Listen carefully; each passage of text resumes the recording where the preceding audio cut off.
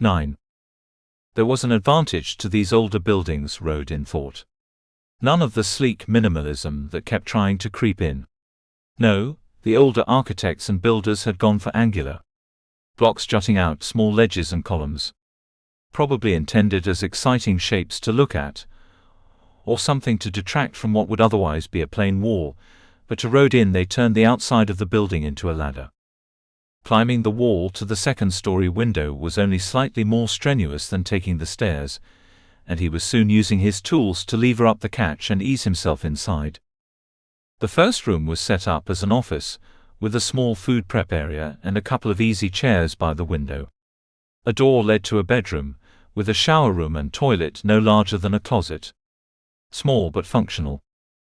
The place was clean, giving the impression that whoever had last been here had time to tidy before leaving. The wardrobe held an old shirt but nothing else, and the food prep area was empty apart from a few utensils in a drawer. Rodin used his screen to scan for any monitoring and found none. Then he made a thorough search. Drawers and cupboards yielded nothing of interest. He gently pushed and tapped on walls but uncovered no hidden alcoves. He investigated the easy chairs, pulling off covers and cushions, pressing the material. He checked the desk for secret compartments and found one at the back, access via a part of the frame that slid to one side, but it was empty. It was also dust-free, which at least told Rodin that it had been used recently. In the bedroom the wardrobe yielded nothing, nor did the small table by the bed. Then, flattening himself on the floor, Rodin checked under the bed. A plastic bag. Rodin carefully pulled it out, undid the knot at the top and peered inside. He removed the contents one by one, placing them on the floor until the bag was empty. A full set of clothes: trousers, top, jacket, soft shoes, socks, shorts. All pockets were empty. Rodin checked the lining, and found a fold of paper by the waist of the trousers. He picked at a loose thread enough to open a seam, reaching in to remove a few notes.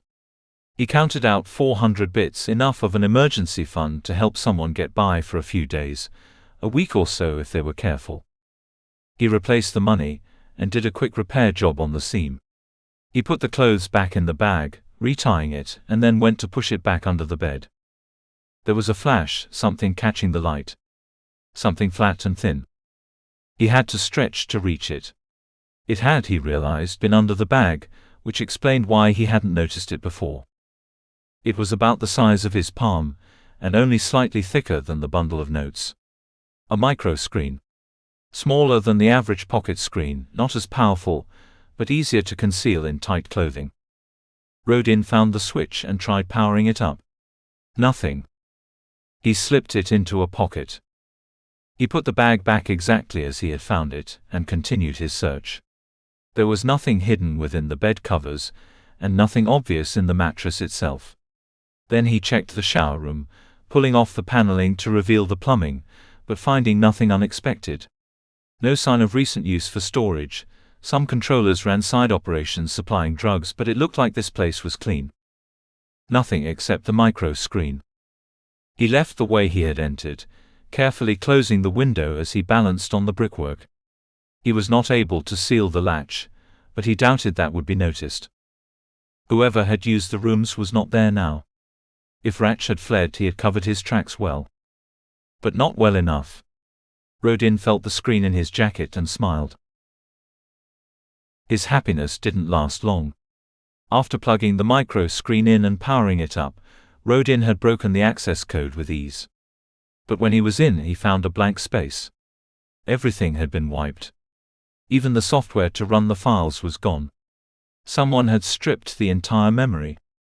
He rummaged around but made no headway. If there was anything hidden, he didn't have the know-how to find it. But others did. If he were back in Jenna's district, he'd take it to Aleph. But she was too far away. Joran was closer. And to get Joran's help, Rodin needed to make him an offer. He put through a call. A coded message, sent over a secure stream, one of the few Rodin trusted. And then he waited. The response came 30 minutes later. A time and location. There were two sides to the drug supply industry. Relief, back in Ratch's building, were an example of the more legitimate end of the business. They would provide substances that were fairly effective but with few risks. They were seen as acceptable. At the other end was a whole range of other substances, often with extremely damaging side effects, never sold openly, with high sums of money changing grubby and often blood-stained hands. Rodin didn't generally like dealing with this end of the business, but this man could supply what he needed. And Rodin felt, in a professional way, the man could be trusted. Boronov was not his original name, but the one he had adopted as his own. Rodin had come close to discovering his history, but he had hidden his old life well. It didn't matter. He was who he was now. And for Rodin's purposes, he was the lone supplier of the purest form of C18 in any of the districts. It had other names on the street seat, 6-3, Riser, and many more. Each name technically referred to a variety, often cut with something else, with each variety available through a handful of sources. But all were based on the compound known as C18, a name which referred to its chemical makeup in some way. And all C18 came through Boronov. Someone, about 18 months ago, had offered an alternative supply of the pure drug. For a while, it had looked like Boronov had competition. But it didn't last long. There had been some mysterious deaths, and the alternative avenue had closed up, either shut down or consumed by Boronov's own network. He was not someone to cross. If Rodin were offered a contract on the man, he would have to consider very carefully indeed. Boronov made enemies, but he also kept an unsteady peace amongst opposing factions. If he were to be removed, there was likely to be chaos. But part of Rodin would welcome the challenge such a contract would bring. He knew it would stretch his skills to their limit, probably to breaking point. He had to admit that failure was always a possibility. And failing in such a contract would be the end of Rodin. It was how he always imagined himself going. When Rodin needed something like C18 as part of a contract, he didn't have the slightest interest in taking it himself. Rodin had no qualms about dealing with the man. For all the power he had at his disposal, he was fair. If Rodin wanted to buy something and he had the money, Boronov would deal. If Rodin tried anything stupid, Boronov would not deal with him again, most likely because Rodin would be found somewhere with his throat slashed. Rodin entered the building, punching in the code he had been given. 4th floor. He ran up the stairs. Good exercise. The door along the corridor opened with the same code. Rodin had memorized it, but knew that it would be changed as soon as the transaction was over. Each deal had a new code. Boronov was far from stupid. The room held a small table and one chair, with a couple of hooks on one wall. No window. There was a door leading off to a second room. Rodin knew there would be people waiting behind that door, weapons ready. He scanned the wall quickly, guessed that any holes or eyes would be hidden in the shadow of the shelving that ran a circuit of the room. He closed the door, hearing the soft click as bolts slid into place, sealing him in. No need to try the door again, he knew it would be locked. He took off his jacket, hanging it up, before making for the table. Removing an envelope from his trouser pocket, he sat in the lone chair, his back to both doors. He placed the envelope in the center of the table, his hands on either side of it. And waited. Usual rules. 5 minutes passed. Rodin knew he was being monitored. He would not have gained access to the room if they had reason to mistrust him, but still they would be scanning. They would have spotted the blades and other tools in his jacket and trousers. That was why his hands were firmly on the table. Any movement towards weapons would be clearly signposted. Rodin knew what would be troubling them, the spring-loaded blade in the holster on his right forearm. Twisting his arm in the correct manner would bring the blade straight to his hand. He had not even considered leaving it off. Boronov knew who Rodin was, and to appear without any weapons would be out of character. If Rodin was clean, those in the other room would suspect something. In the same way, if he was looking around, they would take that as a sign of nerves. Rodin didn't show nerves, so any display would breed suspicions. And if the suspicions indicated a possible risk, the deal would be off. Boronov was careful, almost to the point of being a control freak. But it made him a safe person to deal with. Rodin heard the door open. He didn't turn, but could tell that two people entered the room. He could make out their shapes in the periphery of his vision. They were directly behind him. One would be holding a weapon to his head. The other was heading around the room, to Rodin's left side. Of course, the arm holster was to his right. The walker appeared, far enough away that Rodin would have to move from the chair to reach her. He'd never reach her. At the first hint of movement, he'd find a bullet in his head or a blade in his back. She wore all black, only her head was uncovered. She had long hair tied back and a blank expression. She took a step closer. Another. She reached over and took the envelope with her gloved hands. Then stepped back once more out of reach and moved behind Rodin. He heard the envelope being opened, and the rustle of notes being counted. She appeared again, a different envelope in her hand. She waved it, letting him see it, then set it down on the floor up against the wall. Movement behind him again. Rodin waited, and only when he heard the door click shut did he move. The envelope contained 5 small pills, squash spheres of pure white, no markings. All he knew would be pure C18. The envelope also contained a slip of paper.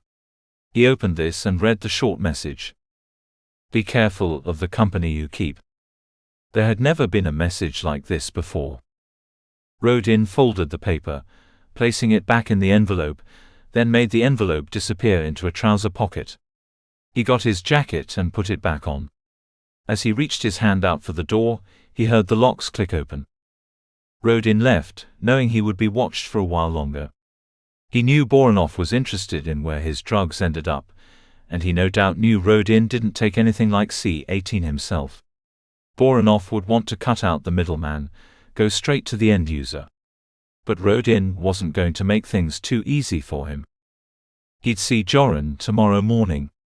Not the man's best time of the day, but he'd be easier to convince then.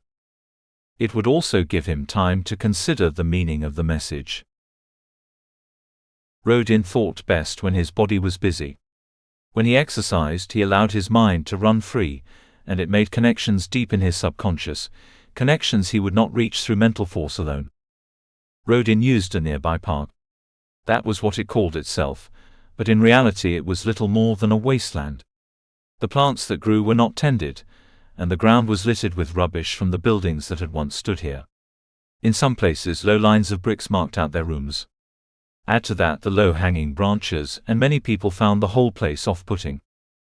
Rodin found it ideal for a hard run. He was forced to watch every step. He had to leap and duck, using his whole body in order to keep up a decent pace. He increased his pace, narrowing his conscious focus onto what his body was doing. Nothing else mattered. There was no room for any other thoughts. And when he stopped after an hour of pushing, he felt the cool air hit the back of his throat and open up his mind once more. Whoever said a healthy body brought about a healthy mind knew what they were talking about. It sounded like a phrase from the Dome waffle that used words to smother something else. But this time Rodin agreed. When he pushed his body, his mind leapt at the challenge to keep up. For all its faults, the Dome was keen on exercise, but Rodin knew there would be no running circuits like the one he had just completed. Too much risk of injury. No, their paths were smooth, with the foliage kept to one side. They missed a trick there. Rodin preferred something where his mind had to make split-second decisions as his body worked. It was closer to life. It was better training. Rodin wondered what paid companions did for training. He understood how many of their clients would want someone with an attractive body. Although everyone was different, a healthy body was to most people more attractive than one that had been left to waste. Rodin imagined that many companions worked out in some way. He thought again of the bed in Ratcher's office. It was fairly standard for controllers to test the goods. Some took this as an excuse to get sex for free, but others saw it as training. Rodin knew of controllers who used older paid companions for training purposes as well, those who were losing their looks or were looking for a new challenge in their work. Any job required training, and it was always good to start at the bottom. That was something those like Malice missed. They saw the lifestyle of those at the top, the constant protection, the sycophantic followers, and the lavish amounts of money they could spend, and immediately set their sights on this. But they forgot how these people started.